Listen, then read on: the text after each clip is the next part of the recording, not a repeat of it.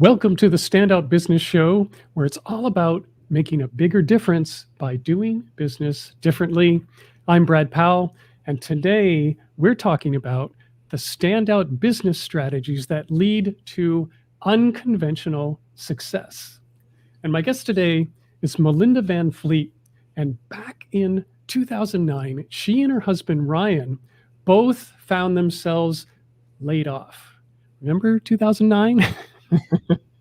This may be a familiar tale. Anyway, they were living in Minnesota and they'd been dreaming about living someplace much warmer. Ryan had been thinking about being a sport fishing captain, so they loaded up the truck. You can sing the little jingle. They loaded up the truck and they moved to the Keys.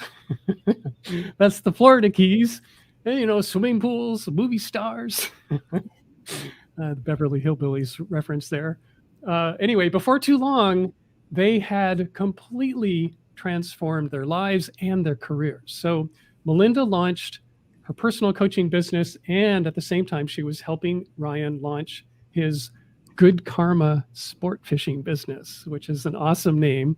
And for anyone thinking that hanging out in the Florida Keys was all easy-breezy, just remember they were both starting over again from scratch.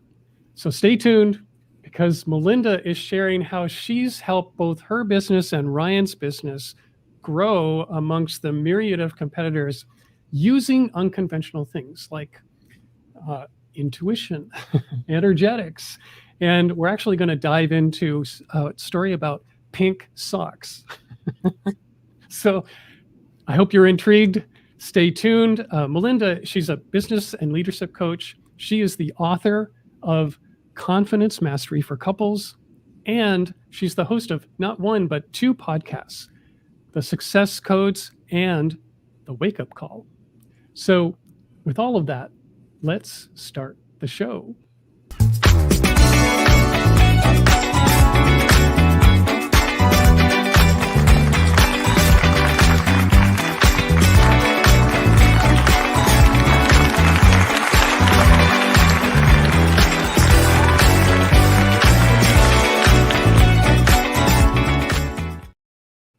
All right, Melinda, welcome to the show. Hi, Brad. Thank you so much for having me. That was amazing. That's the best intro I've ever had. Thank you. Well, yeah, I do my best. I mean, you've got a great story. So it was actually easy to come up with a lot of that.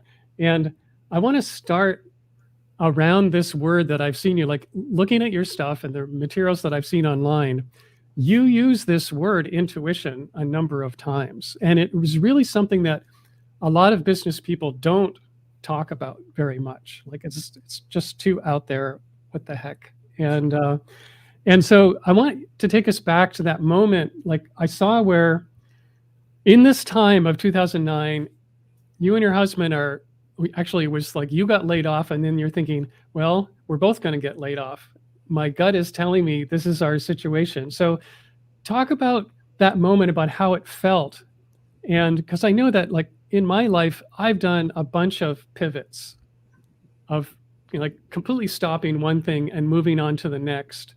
And this is, at the one hand, it's very exciting. At the other hand, it can also be terrifying when that's happening. And so it's like, yikes, what are we doing? Is this nuts or what? So tell us a little bit about that time in terms of what's going on inside your head.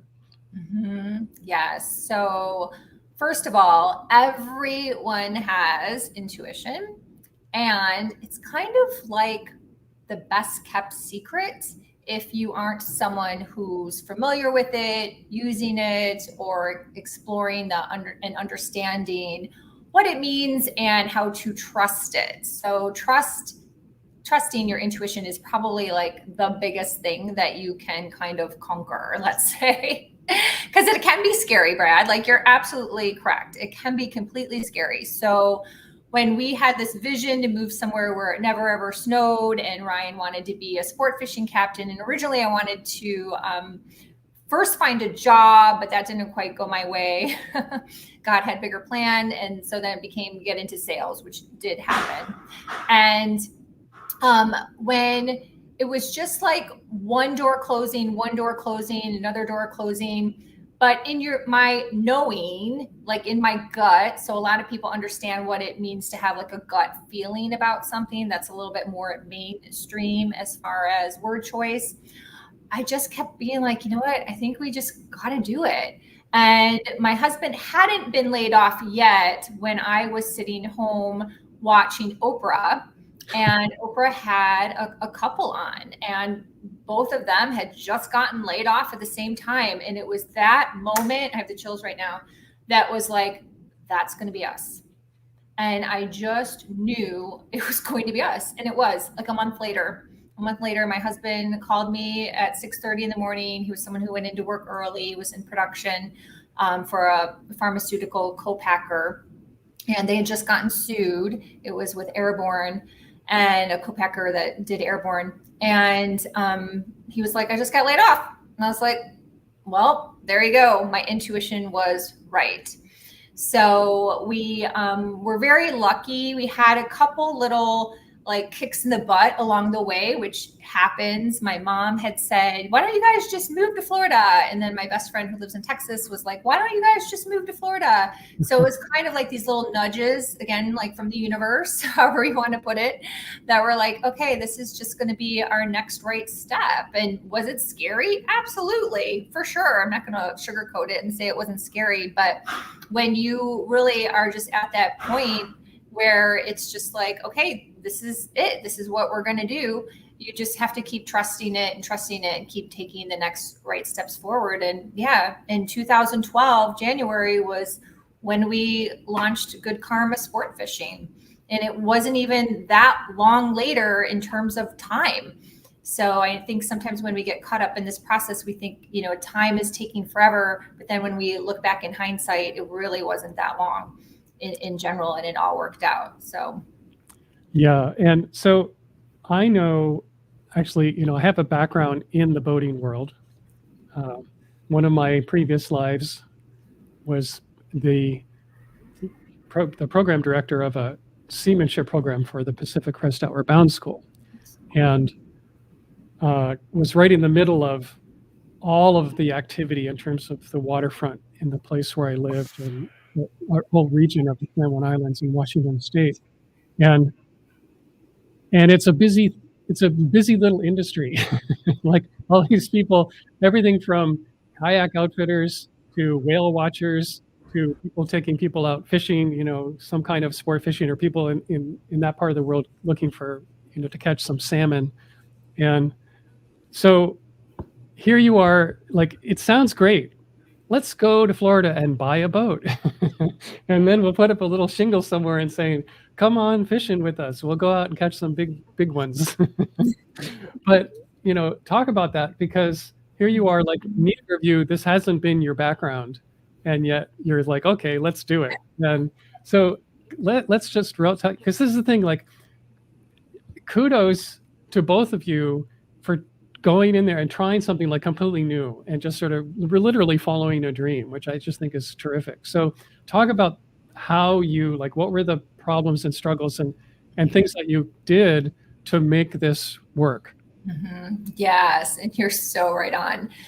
When we, let's say we'll start here, when we got set up as a business. So after my husband got his hours, went through his testing, which was insane. If you know anything about, being tested with the lifeguard, the Coast Guard, USCG. So he's a certified USCG captain. It's not like an easy process. There's a lot that goes into that. So we'll just start in January. He gets his first call and he doesn't know what to say. so like we were like literally at zero, if not negative, in terms of like starting a business and figuring this out. So luckily I had some experience in terms of presentation, because I had to give a lot of presentations in the corporate world. So we sat on the couch and I would script for him, when you get a call, this is what you should say. And we literally like winged it with some strategy. So again, just following our intuition, like listening to, okay, like what sounds like a good thing we should say. We had been on a few charters in other countries, like when we got married in Honduras, things like that. So we knew just a little bit, but there was definitely months of every single charter looking at us. And I was the mate for a time being too. That's a whole other thing. And looking at us and saying, you guys are new. And we were like, yeah, we're new. Like, we're really new. And yes, everyone starts somewhere. Everyone starts somewhere. And you are new. And we were new. And it probably took, gosh, definitely 6 months, maybe even longer. I'd have to ask my husband, because eventually, like, I didn't have to be the maid anymore, and we had everything automated. But there was definitely from May to July of that year that I had decided to roll up my sleeves and be the mate to help out to get everything automated. And yeah, people were just like, you guys are new. So I definitely don't ever want, I love your question, because I never want people to think that like we just like dived in and everything was perfect. Oh no, like it was not perfect by any means. And we definitely had a lot of learning struggles and challenges and pivots and twists along the way. And we're still learning every day. We're figuring something out. So Yeah, right. That learning curve keeps going up and up. yes. I want to echo that thing about the Coast Guard regulations. When I started my outdoor sailing school, and in fact, my history was that I started my own program, and then 6 years later is when I merged with Outward Bound. They approached me and said, "We'd like you to do what you're doing for us."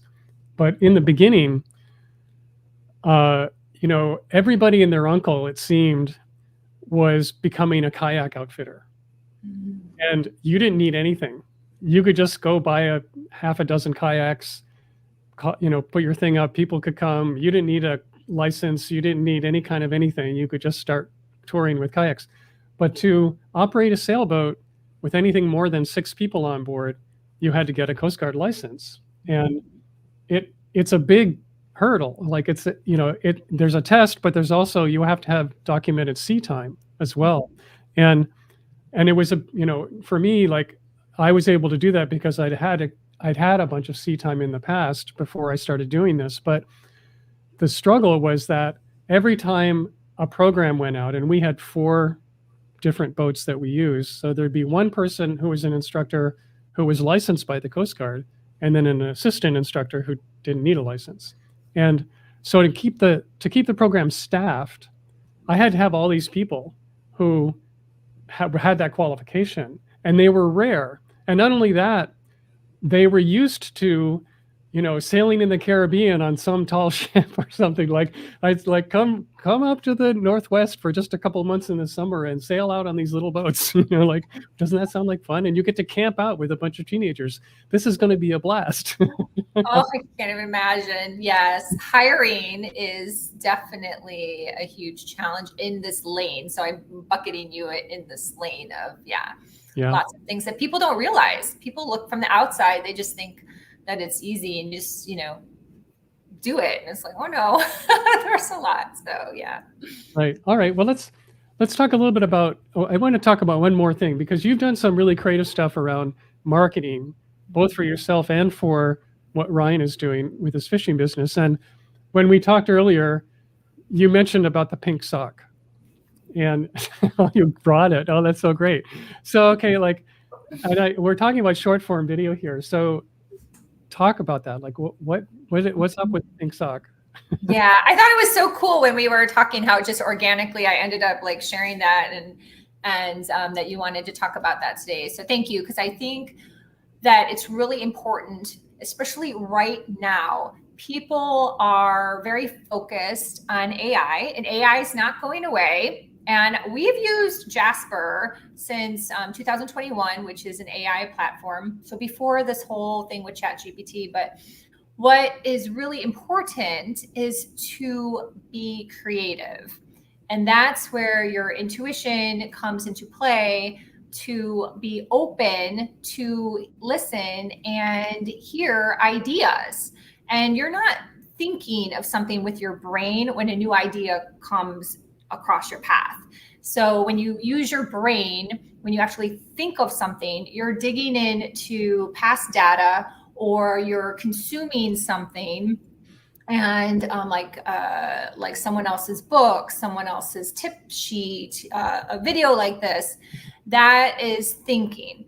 So they're two very different things. And if you dive further, you can say, you know, left brain and right brain, and that's a lot of work I do with my clients. So anywho, so what's really important out of what I wanted to share was that my husband and I are very focused not only on data and strategy, and like I said, we have Jasper, but we're very focused on being creative and following our intuition, as we always have.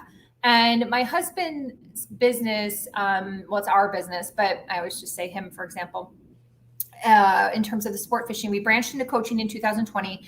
And the coaching aspect of what he teaches is actually pretty technical. He is a master at what he does. It's next level fishing. And, you know, it's not for everybody. It's more for, even though he can teach all levels, it does tend to be more advanced or intermediate. So what's important is he's actually super funny and really relatable. And he wants that to come across to people. So a few years ago, he started talking about in his content very randomly porgy hole or mutton face. And honestly, as his wife and business partner, I was like, that's kind of like cheesy. Like, why are you saying stuff like that? He was like, stick with me. So I listened, I zipped it, and I listened. And sure enough, his audience and even his clients loved it. Like, they loved his goofy sense of humor, and it added this little bit into his content, which made his content different than the sea of other sport fishing charters out there. So that's what's really important too. It's like, how do you stand out in this crowded sea? And we're in a very crowded sea, especially here in the Florida Keys. It's the sport fishing capital of the world. Like, how do you stand out? And so many people are just, you know, very vanilla in their content, even vanilla in their videos, even vanilla in how they show up on camera. And it's like, okay, really take a look at that and see, you know, are you vanilla, or are you really standing out? Are you really keeping people's attention so they just don't scroll you by? So what happened a couple months ago, not even that long, you know, maybe 2 months ago, I lost my sock. My husband started talking about pink socks. And I was like, pink socks, like, where did that come from? So it just came to him, pink socks, like no rhyme or reason. Just he kept saying he's catching things on pink socks. And a lot of people down here follow him. He gets stalked a lot. So it was kind of like a cheeky way to throw people off of his, you know, trail on the water. And what happened was I was then sitting at my computer, not thinking at all about him, about the business, nothing. I was just doing something else. And all of a sudden it dropped into my brain, that's your intuition, that I actually had pink socks in my drawer, and go get them and bring them to the marina. So I did. I listened to the guidance. I went and got the socks, and I brought them to the marina. And my husband starts laughing. He goes, "Oh my God, you actually have pink socks?" And I was like, "Yeah, I do, because we wear flip-flops. So, you know, it's not a normal thing for me to have lots of socks." And I just gave them to him. I said, "Here, do what you want with the pink socks." Why is this important? Because it's his energy. It's his idea to be talking about pink socks. So I don't want to dictate to him what to do with the pink socks. Get it? So if I were to be like, here, do this and this and this with the pink socks, and he may not like that direction, the energy of the whole piece of content would not work.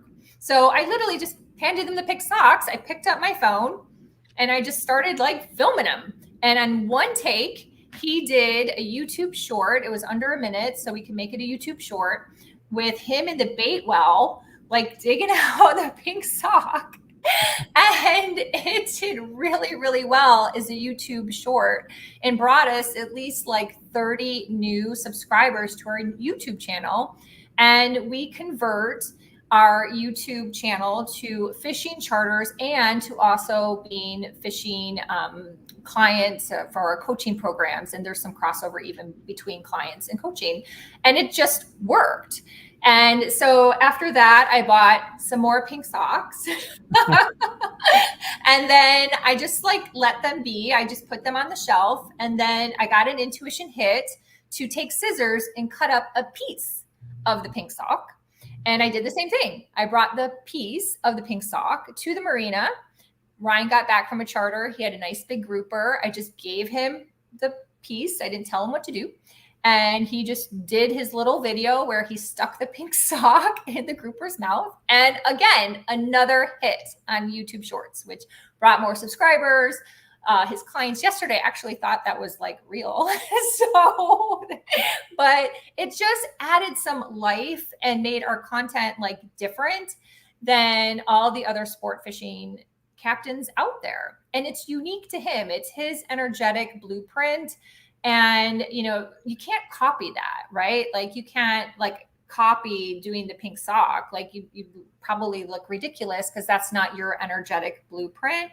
So you have to really go, okay, I like the general gist of what Melinda's talking about. How can I increase my, knowledge of my intuitive capabilities, listen, trust, take action, and then, just do the thing and see what happens. It's been crazy. So we're not like going nuts on it. I did buy these pink socks too. So we figure like every, couple weeks we'll do something silly, but I just leave it to him because it's his energy to do something creative with it. It's not mine. I'm just the little helper.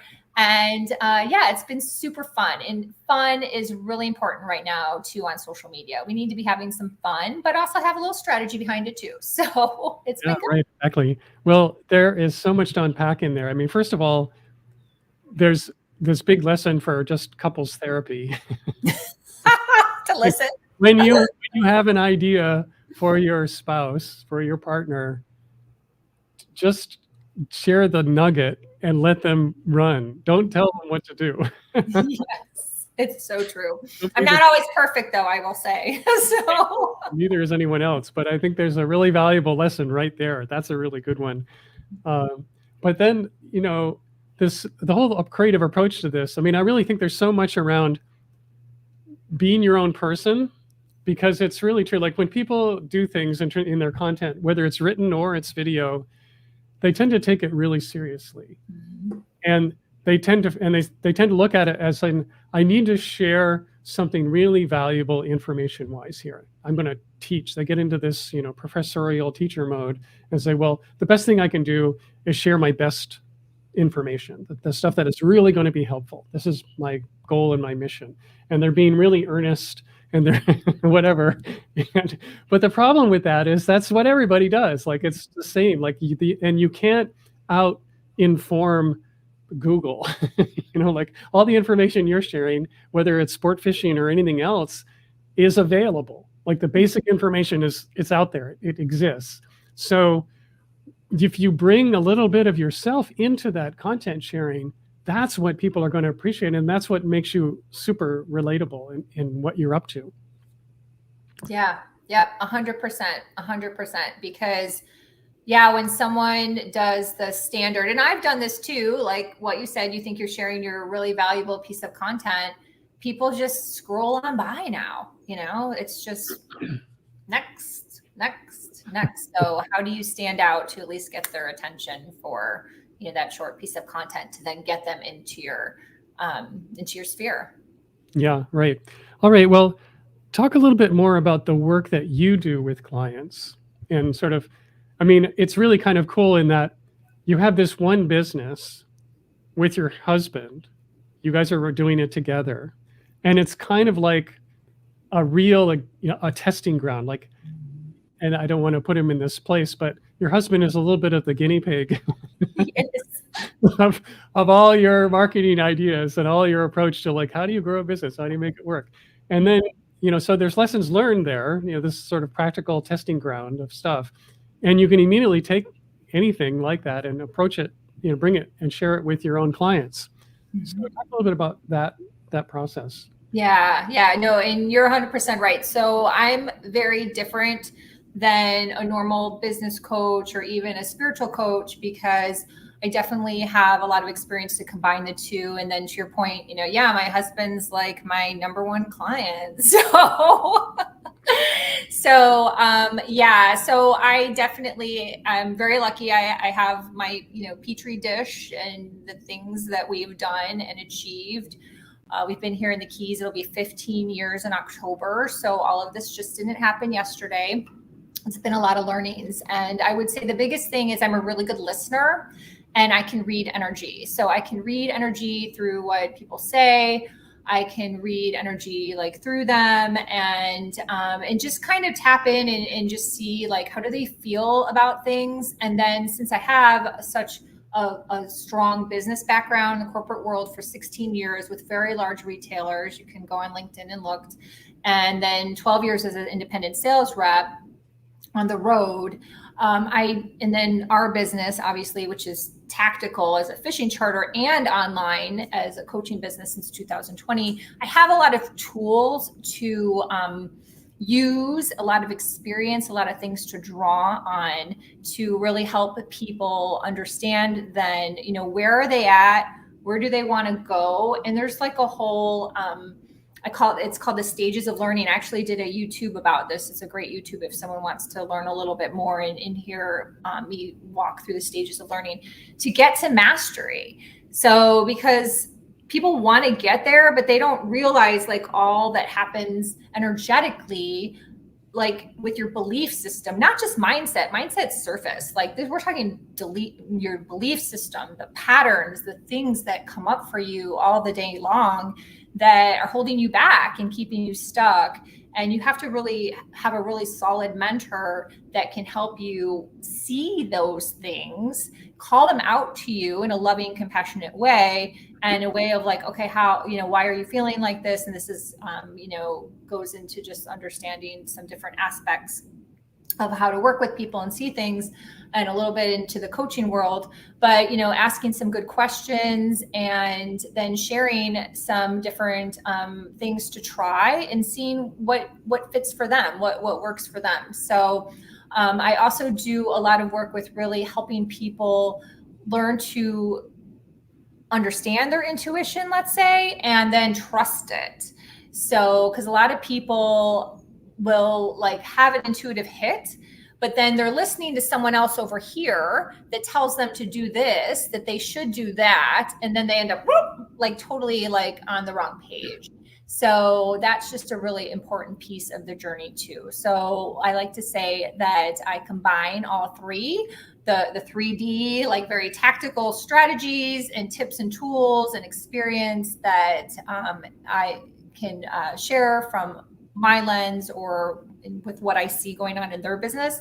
And then also understand how to use and trust their intuition and the energetic piece of it too, to make sure that they feel good about what they're doing. Like if my husband didn't feel good about using the sock, I wouldn't make him do that. I'd be like, okay, cool, whatever. $10 was wasted on Amazon, or, I tried and it's done. It's in the garbage, or I just use the socks when I go to Indiana.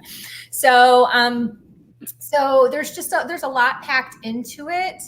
And I always encourage people, they can listen to my podcast, the Wake Up Call or the Success Codes, or watch a YouTube video. I always share more nuggets, and because it's a little bit more gray than some other coaches, but I've also worked with a lot of coaches that put people in a box, and I just don't want to operate like that. That's not in alignment with me. So. Yeah. Well, I think, first of all, it's really important work. Just we tend to get in our own way so often. And at the same time, we're also inundated with tons and tons of stuff coming our way via the internet, via email.